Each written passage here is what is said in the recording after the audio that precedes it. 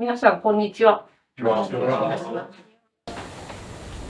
当事業では浜田庄司さんとバーナード・リーチさんがイギリス・セントアイヴスに築いたリーチポタリーが創設100年を迎えた2020年に益子の若手陶芸家がリーチ工房で研修するリーチ工房研修プログラムとリーチ工房から陶芸家を益子にお迎えするアーティスト・イン・レジデンス・イン・益子を実施する予定だったんですけれども、ご存知のようにコロナで延期になってしまいました。で、今年ようやくあちらの榎田殿さんとそちらの吉田宗明さんが、7月から9月にかけてリーチ工房へ渡り、10月初めから11月の終わりまでリーチ工房のボスであるルロフさんをお迎えすることができました。You all for coming, and I hope that what I'm going to be demonstrating today will be interesting and enjoyable, and at least if nothing good comes from it, you might see some spectacular failure.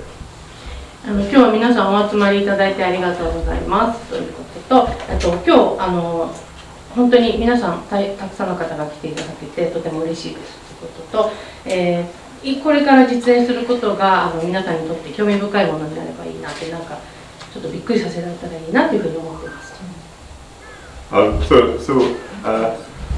My decision to demonstrate making a mug today is really, I think, Mashiko and I discussed this, and we thought that people would be interested to see how we make a traditional. I couldn't say it's an English mug. It's probably more a sort of universal mug, and I will go through the stages of how I make them, and I will explain the reasons for the shape and the process that I'm involved in. So I shall now begin to weigh out the clay. で今日はマグカップの制作実演をするんですが、なんでこの形にするかとか、なんていうの、イギリスの伝統的な形ではないんだけれども、なんかユニバーサル的に知られている形を作るのに、なんでこの形にしようと思ったのかとか、どうしてこのアプローチをしているのかということを説明しながら作っていきます。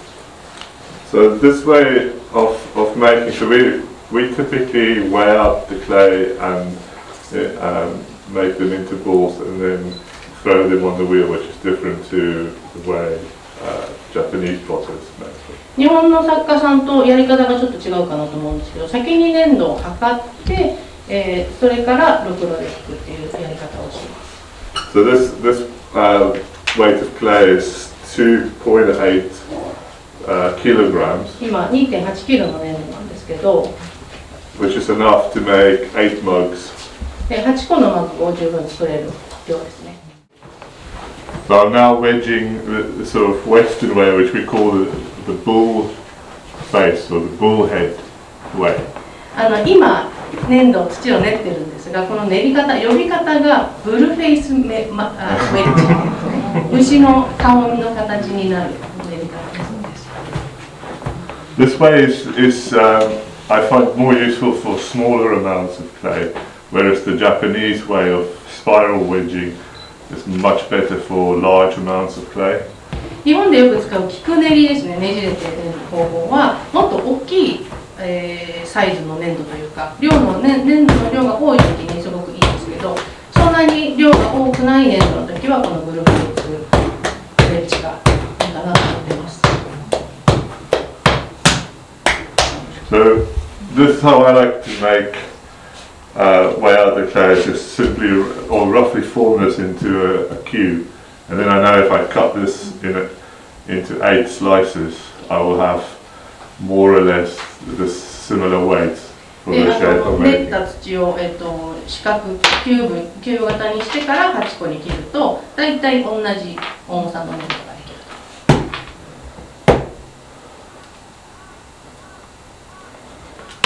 Other potters use different methods to do this. So some potters would roll out a long sausage and then cut those into size. 作家さんによっては長いソーセージみたいな形にして、8等分にしたりとか、作家さんによってやり方は違ってくると思います。I think this way is faster. このやり方の方が僕自身は早いかなと。今から作る形を書いてくださったんですけど、上に向かってちょっとすぼまってて、下が広いという形。タンクっておっしゃってましたが、イギリスで割と使われている形。Today I'm just going to focus on one shape, and I'll explain later why. 今日は同じ形のマグを8個作るんですけど、普段は40個から50個マグを作るときに形を変えたりとか、どんな形にしようかなって考えながら作るんですが、この粘土の用意をしているときにその形を考えていることが多いです。So one of the things you might notice is that the wheel spins anti-clockwise. And again, I'm not sure the reason for that, but so this is how we make pots.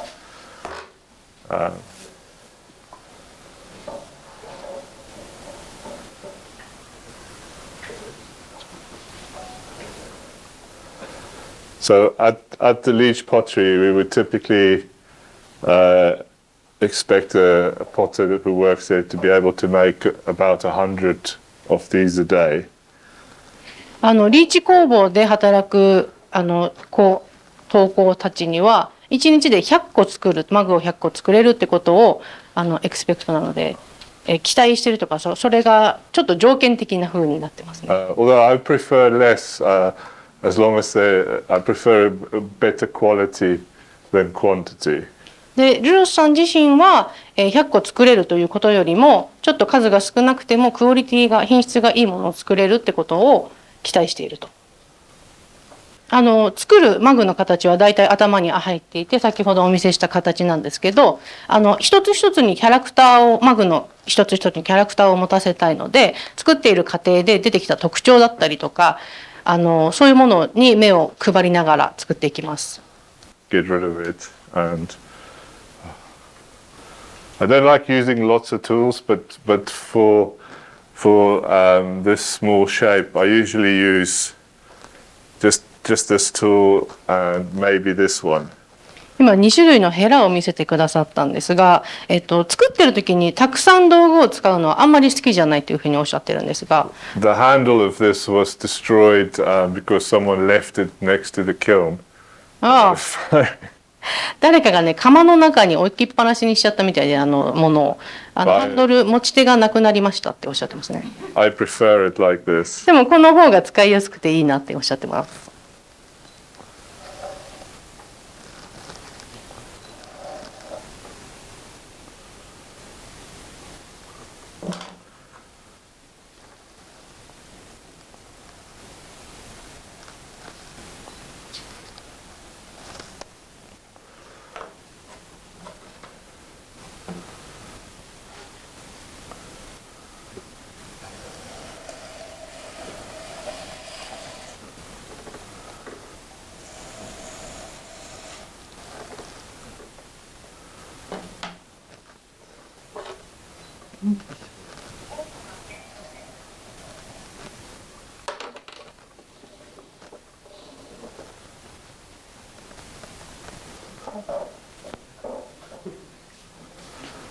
It's important when we train potters at the Leach that you can make the same shape continuously. So, because that is part of the training of the mastery of the craft.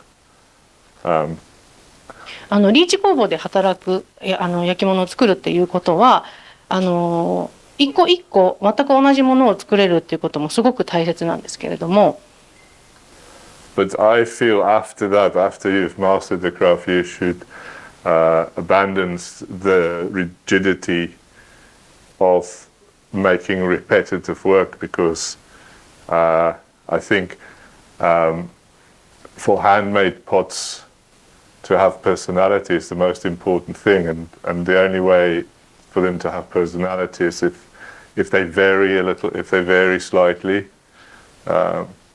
Otherwise, we're just making pots like machines, which kind of we don't really want to do that. So.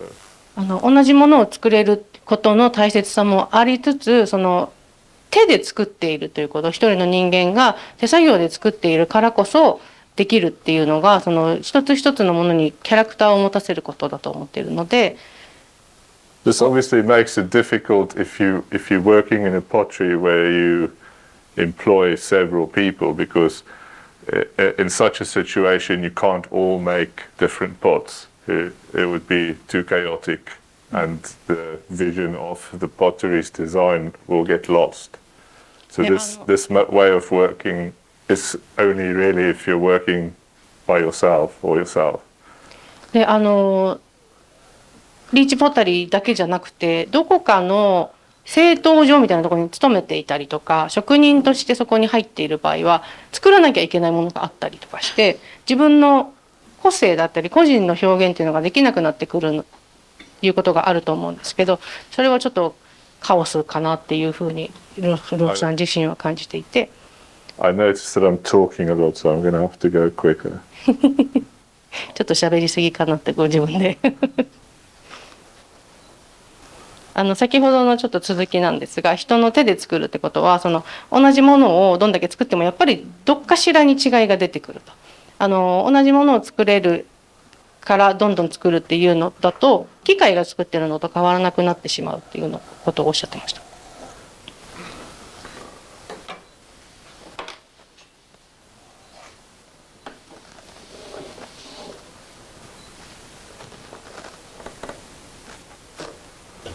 Still too close. I don't want to just make them all the same shape. I'll try a different one. But as you will see, I like for them to relate to each other, sort of like that. With this way of working, you find naturally one thing leads to another. こういう作り方をしていると自然と先に作ったものが次につながっていくというその流れができています。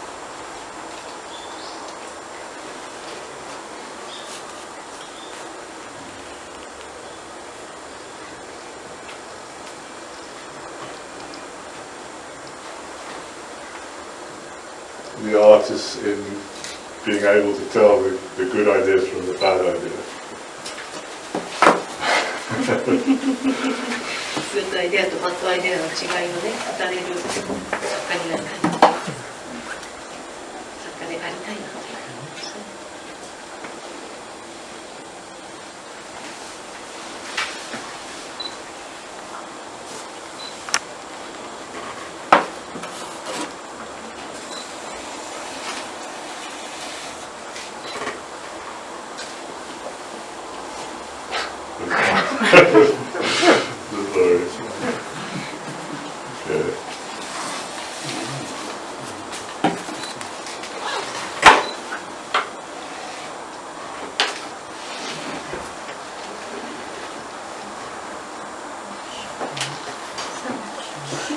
What makes these mugs, this particular form, look strong is if that angle at the foot is cut in such a way that it looks as if the mug is floating.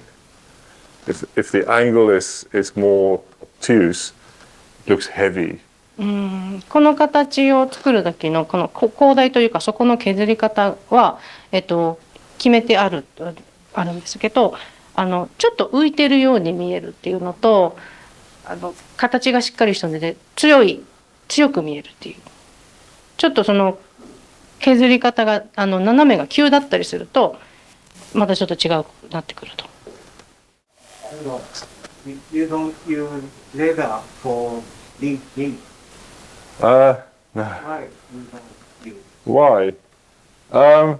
今質問がですね、縁の形を決めるのに革でなめし革みたいなのを使うことがよくあるんですけど、それは使わないんですか？ Well, there's two reasons. One is at the Leach Pottery in the past we've used leather, and then these pieces of leather would end up inside our pug mill and will block the vacuum filter, and so that's why I don't use them. あの And the other reason I don't use them is because if you make so I use the tips of my fingers like that to make the lip, and so it makes I think a smooth enough lip, and so when it's glazed, the glaze will cover any of the roughness underneath anyway. まず 2個目の2個理由をおっしゃってたんですけど、1個目がリーチポッタリーであまり使わないと。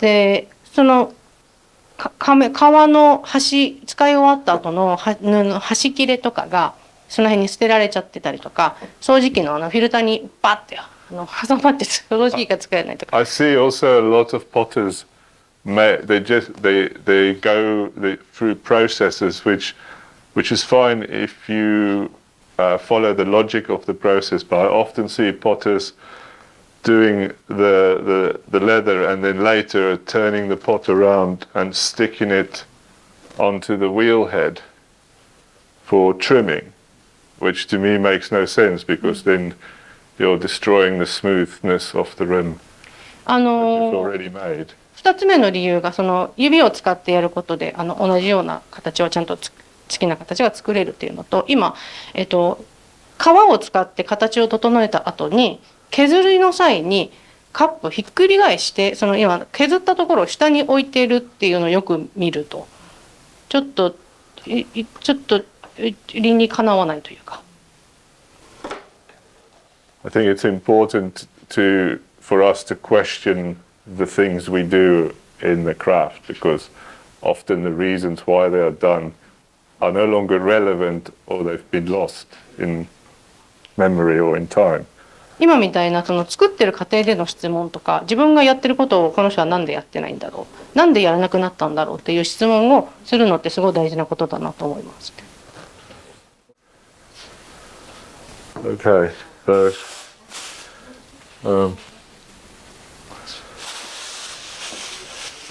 as you can see, these are made I think maybe yesterday.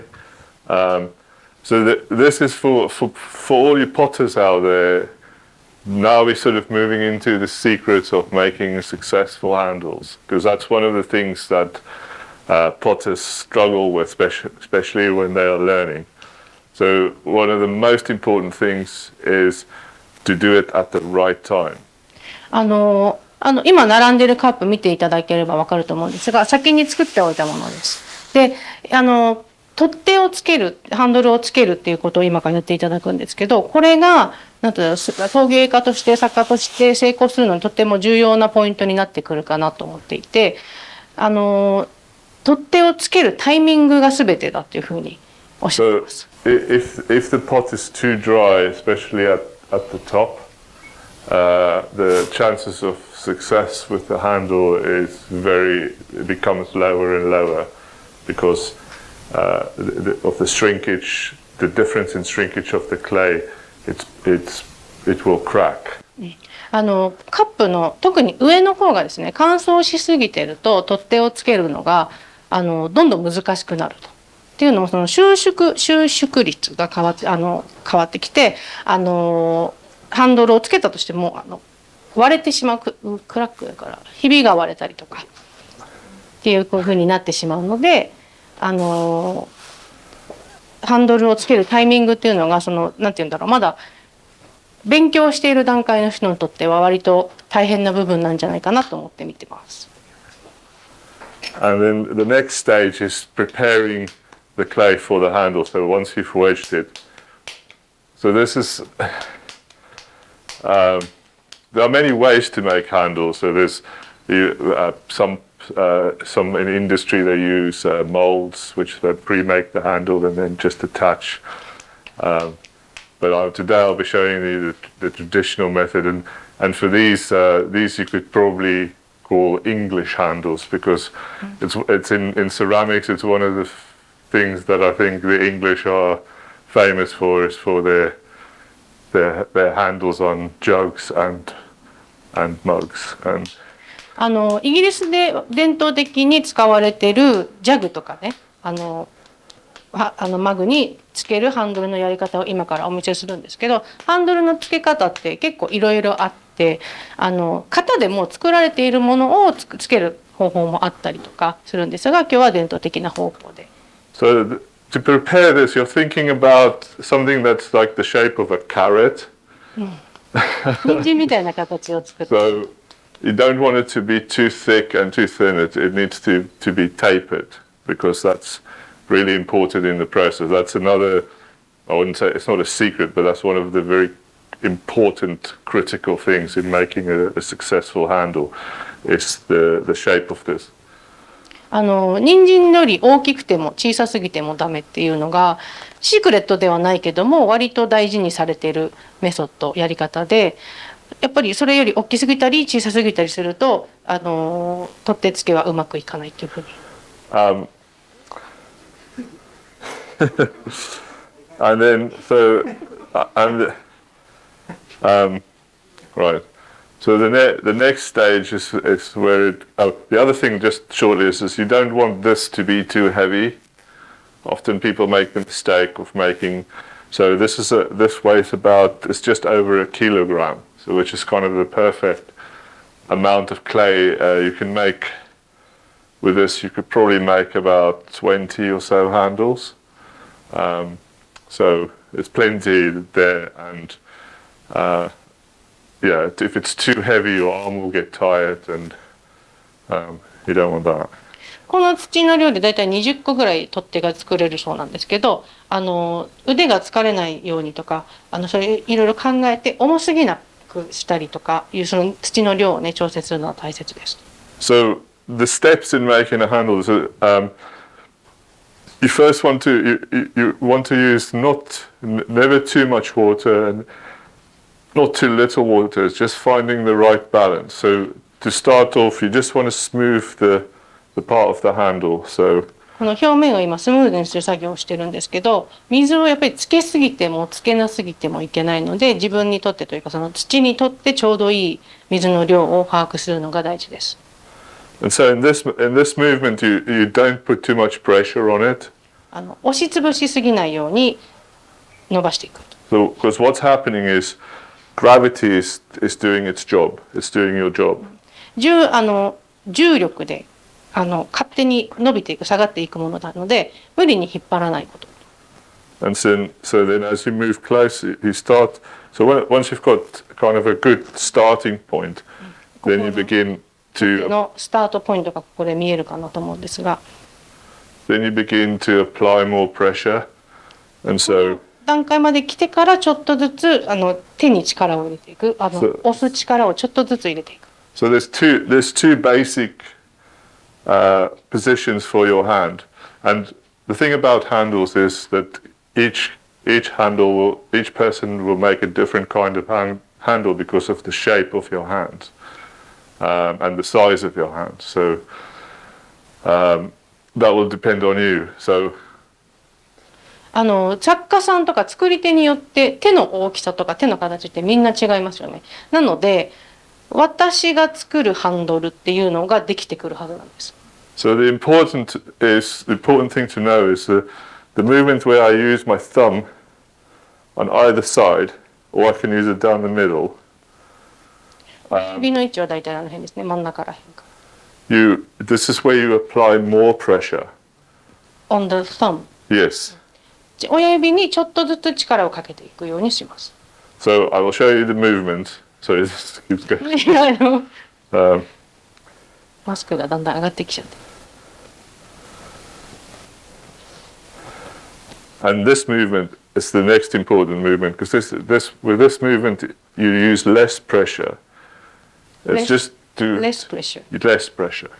今のね、挟んで伸ばしていくときは親指で押すときよりもプレッシャーを少なめにします。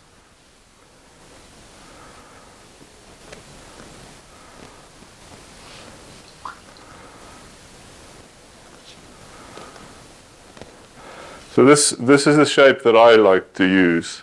この形がロロさんが好きな形ですね。Because of that spine there, and I will explain about it later. But other potters. So there's different ways you can use this. You can also run your thumb down the middle. 他の作家さんのやり方はこういうふうにされている方もいます。And so that makes it a different. That's sort of more of a classic shape.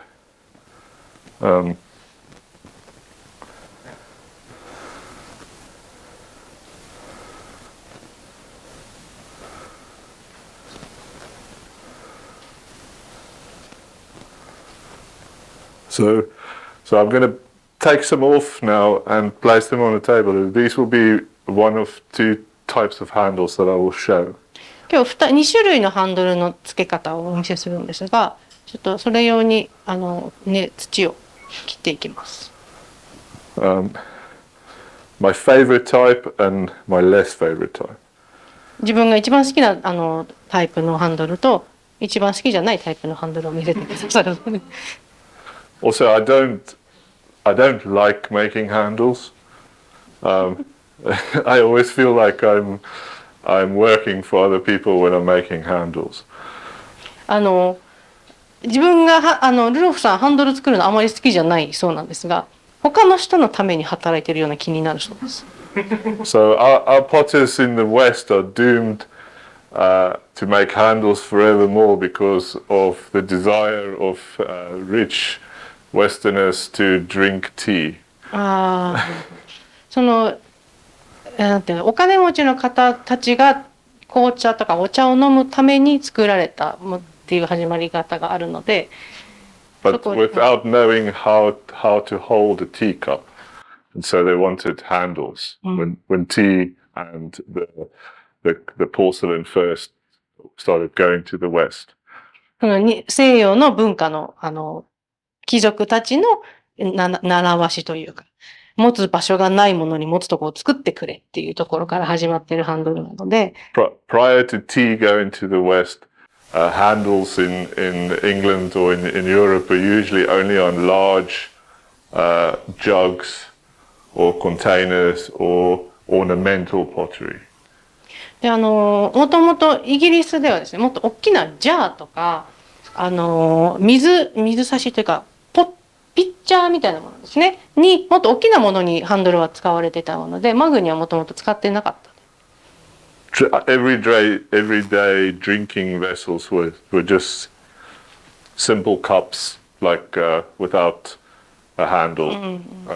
もともとその頃イギリスで使われてたその飲み物用のカップっていうのはハンドルがなくってシンプルなものだった。日本の湯飲みと近いんじゃないかなっていう。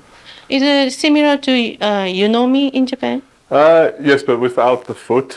灯台がないですが、そんな感じでシンプルな作りのものでした。So I'll just come over here so for people to see as well. So the next type of handle is my favorite kind, which is you almost finish the handle and then all you have to do is attach it. で今から作るのが好きなタイプのハンドルなんですが、もうここでほぼできちゃって、あとはカップにつけるだけっていう状態にしました。And perhaps it's also good just to pay attention to my hand movements. They are very important. So you can see I alternate from this move to using my thumb. 手の使い方によく注目して見ていただきたいんですけど、どういうふうに手を使っているかっていうのがすごいキーになってくるので、よく見ていてください。And as the handle gets thinner, the pressure on it gets lesser. ハンドルの粘土ですが、薄くなってくるに従ってかけるプレッシャーも弱くしていきます。And so when this is the right thickness, I'll lay it on the table. 厚さがちょうど良くなったらテーブルに置いて、and pinch it off at an angle. この手で角度をつけて切ります。This angle is really important. この角度がとっても重要で、なのでこっち側から見られる方は見た方がいいかな。Because later it will make the attachment of the handle so much faster. この角度をつけておくことでカップにつけるときにとても早く作業ができるようになります。It will also make it look more beautiful. で、見た目も良くなりますね。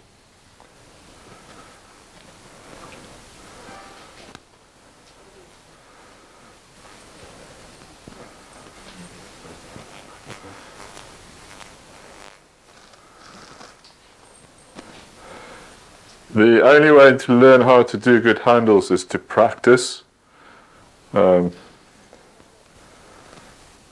ンドルはやっぱり作るのが大変なパートなので、たくさん練習をしてください。You only have to do 100 and then you'll be good. ハンドルができればあとは大丈夫と。If you follow these instructions. このやり方に沿ってやれば大丈夫と。How are we doing for time? 220. Oh no. Okay. That's okay. We're allowed to go a little bit over. This is important. いや、大事なところなのでね、やっぱりちょっと時間をかけてやりたいですね。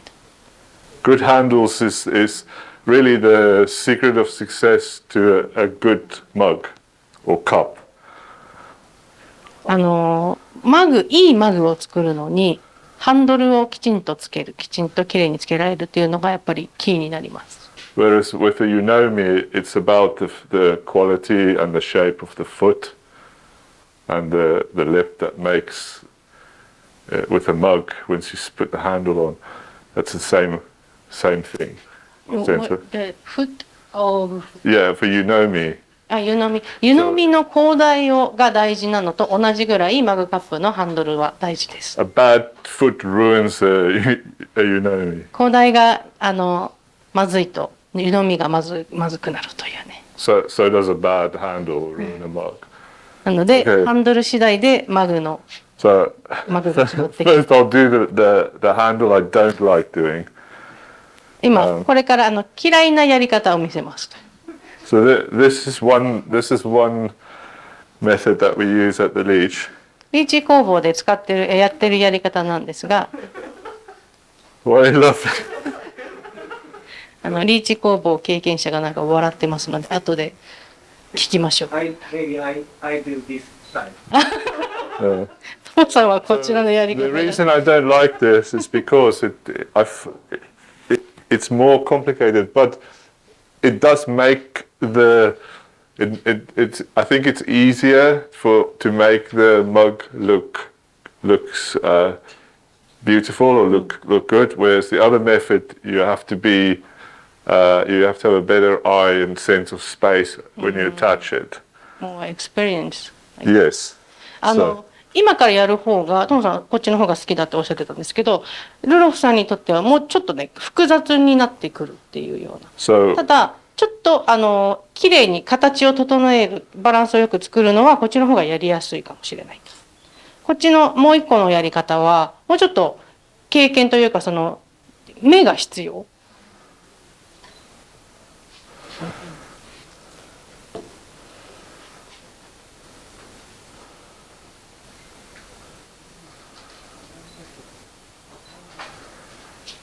So you can already see there's quite a lot of work to do.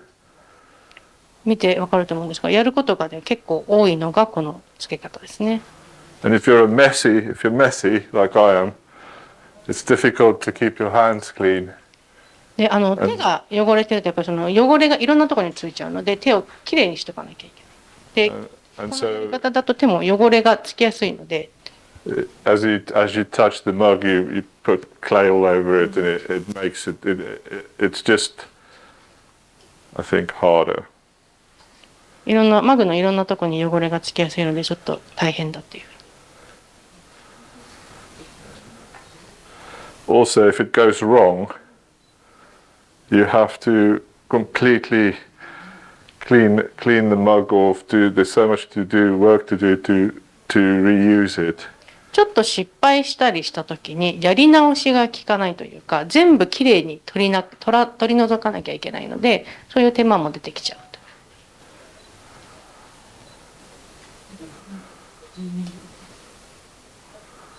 と。So you're basically making the handle off the mug.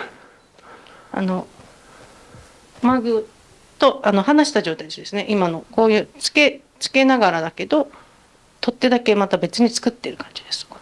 So this is the method that Bernard Leach, or that they taught at the Leach Pottery. バーナード・リーチがリーチ工房の陶工たちに教えたのがこのやり方ですね。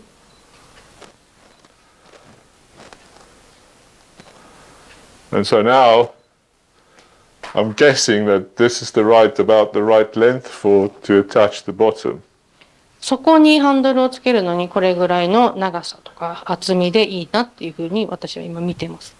So this is this is one of the again one of the cornerstones of making a successful handle this next movement, because now what you want to rely on is the quality of the clay to shape the handle and not to shape it by hand.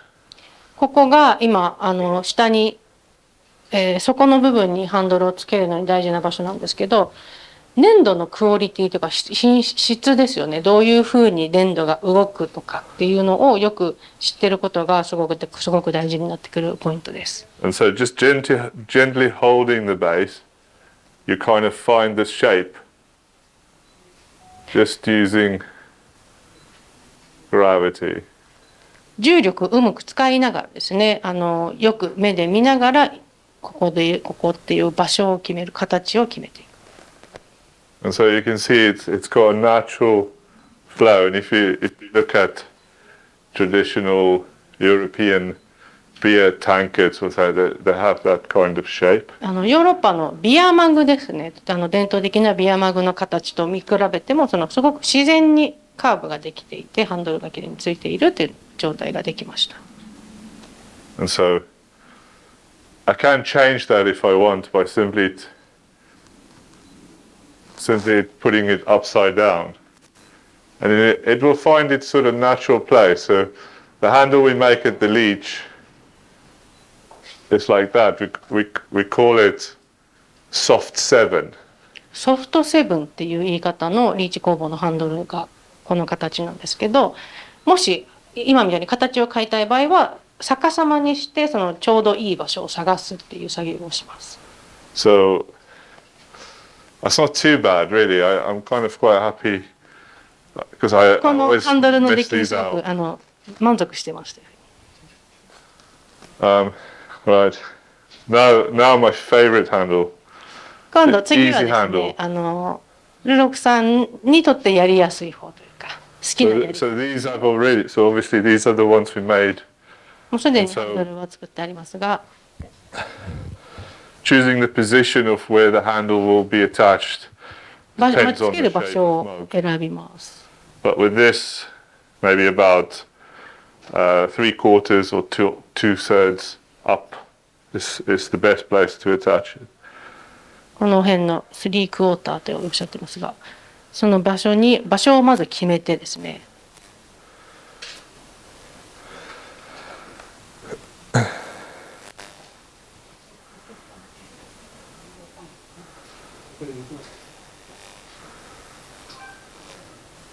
もうハンドルを一回作ったら真ん中のパートですが、持つ手持ちになる場所は触らないようにして。That's the easiest way to ruin a handle is by. 触っちゃうともうハンドル自体 So, ダメになっちゃう and の if you で。 do touch it very lightly, you just, and then you'll attach it to that side, to the. ハンドルをつける側に注意しながらですね。And now you remember that angle at which you pinch it off. 切った時の角度をつけた部分が That's where that will come into play now, because all you have to do is find. Yeah, this one's a bit short, ちょっとこれ短いですが、 but that will do.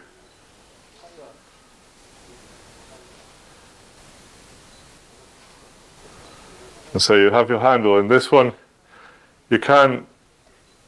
There's a few ways so to. this is the angle place. This Yes, side. yes, and so キップにくっついている側が角度をつけて切った部分ですね。 yes, and so with this one, you can shape the handle a little bit, if you wish. この方法だとつけた後でも Give it a- ハンドルの形をちょっと変えられます。 A different shape. It depends how you want to do it. Okay, I'll do another one quickly. 作り手がやりたい形にしやすいのがこっちですね。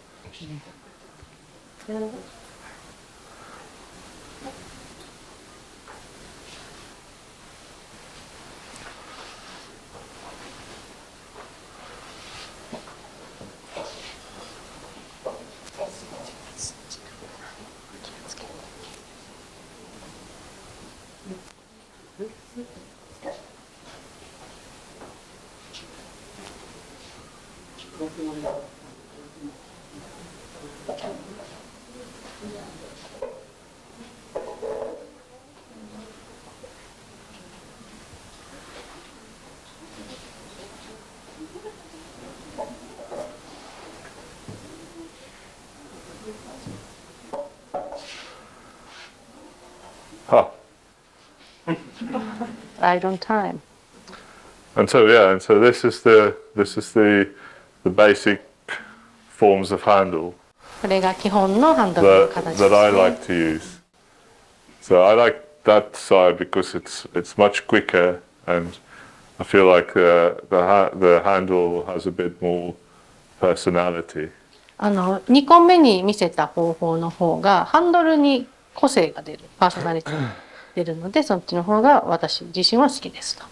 If you look at how people use handles, they often you think they would hold them like this, but most people hold the cups like this.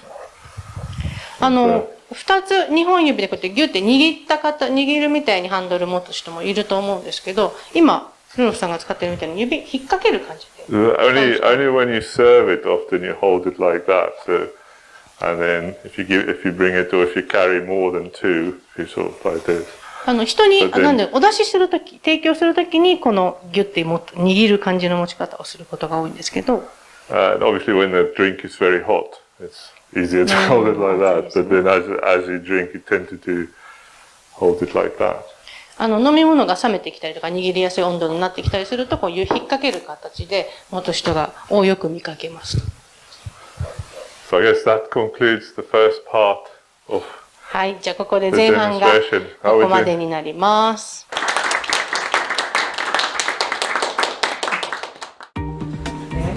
Okay, thank you.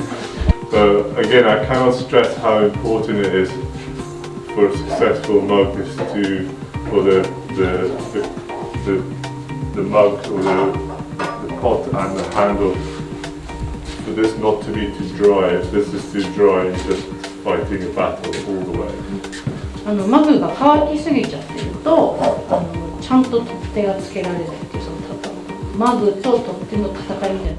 2、3個選んでいただいて大丈夫。So I've got more if we run out. Ideally, we want to make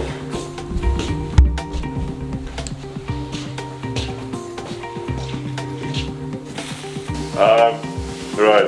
Let's prepare our clay. So this weight is just over a kilogram. ちょっと1キロよりちょっと重いかなぐらいの土を用意してあるんですけど、ハンドルの準備をしましょう。So if it's too heavy for you, we can take clay away. So もし多すぎたらちょっとちぎって。let's just start beating it into a sort of rough cone shape. 円錐型というかちょっとしていきます。That's kind of the shape you want to end up with, to start with. 先ほどお話ししたしてくださった人参型ですね。So about 30 centimeters. 大体30センチぐらいの Roughly. 長さ。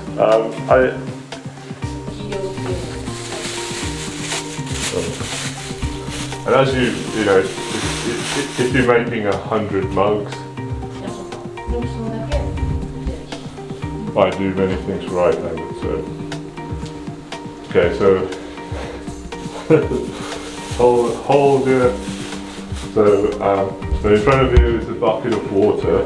粘土がちょっと乾いてきたなと思ったら水を足してほしいんですけど、もう粘土に水がついてるので指先に水をつける感じで、手のひらバチャってつけるんじゃなくて指先をうまく使って水を足してください。 The water is already soaking into the clay. So you need less and less water as you go. Okay, so how are we doing? Yeah, good, good, good.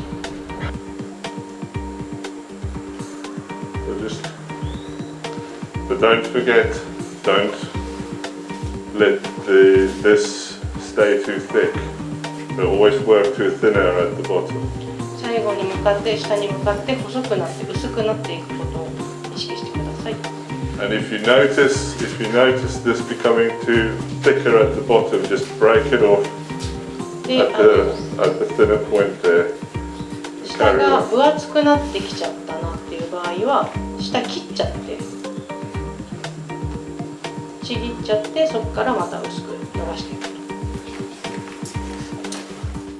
必ず先端が、細くなっていくことを意識してください。先端が重くなってると勝手にどんどん粘土が伸びていっちゃう。So you can make the shape even by just doing that. で、そろそろハンドルが出来上がるぞっていう時に厚みを左右の厚みを揃える。But it's not that important because as long as the handle is the right thickness, it's not too thick or too thin, it wouldn't matter the way.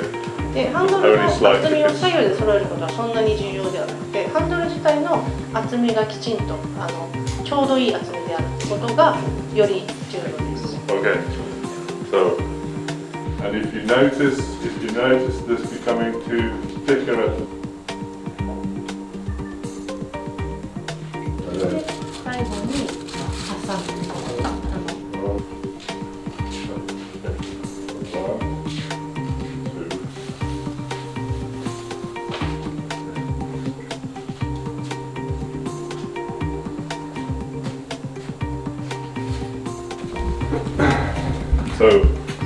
So in this movement,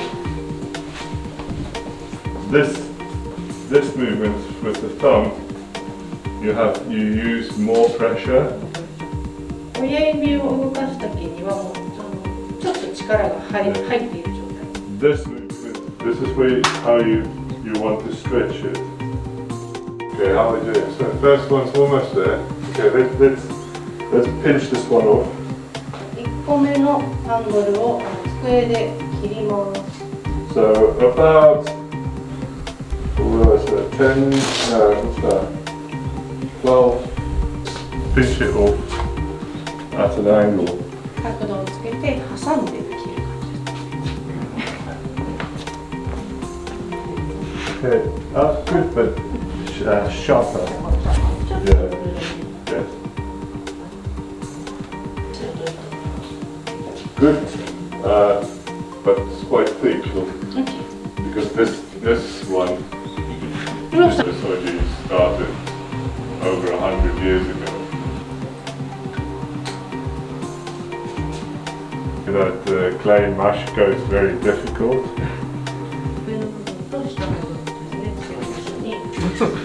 So the reason we do this is just to make so the thinnest part of the handle lift it up carefully. So a little bit might break off at the front, but that's no big loss. So you just hold it now like you would if you caught a lizard. トカゲ掴む感じで掴んでください。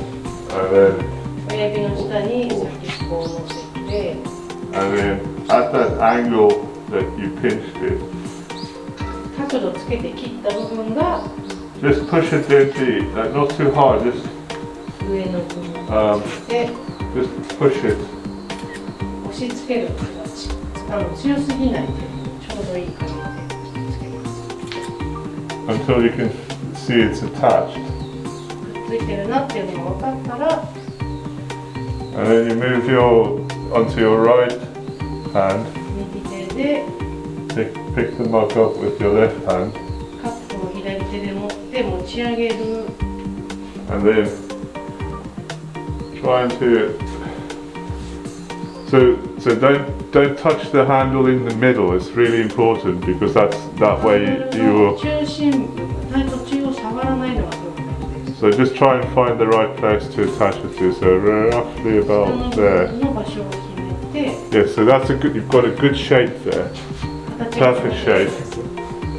Okay, see, so this one, okay, well we can fix that. It's yours. Very good shape.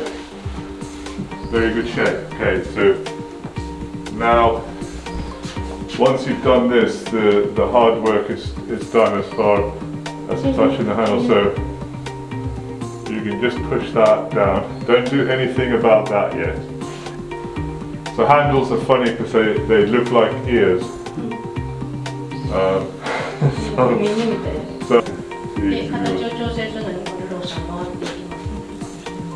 So your handle, that's quite.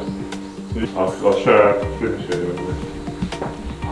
あまりフィニッシュの仕方見せるのでちょっと待って。 So yours is 安定している形。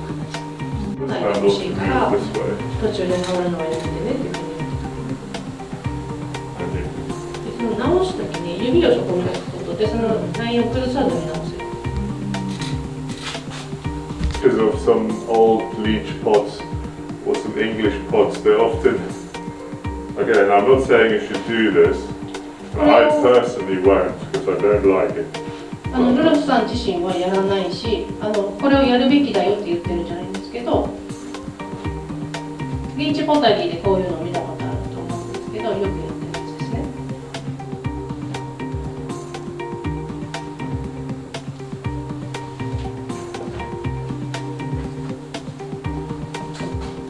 Start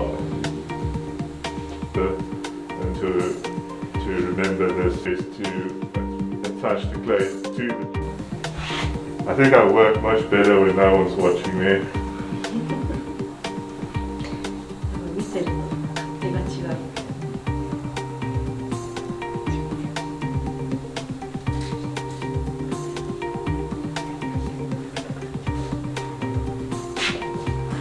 最後に言ってた大きいもののハンドルを作るときは根元を先にハンドルの上部をつけてから伸ばしていくっていうことも可能ですね。で人によってハンドルは違ってくると思うけれども基本っていうのは変わらなくてちょうどいい水の量とちょうどいいプレッシャーとそのリズムですねその1、2って今教えてくれたリズムが大事だっていうのはどこに行っても誰がやっても変わらないことです。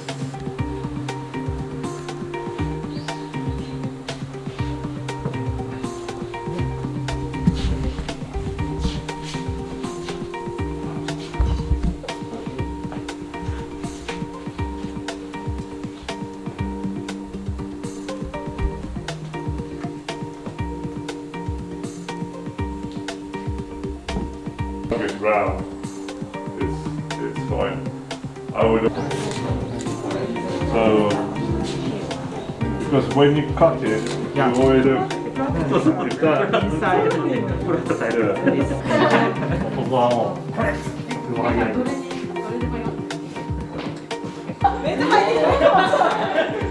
い。とりあえず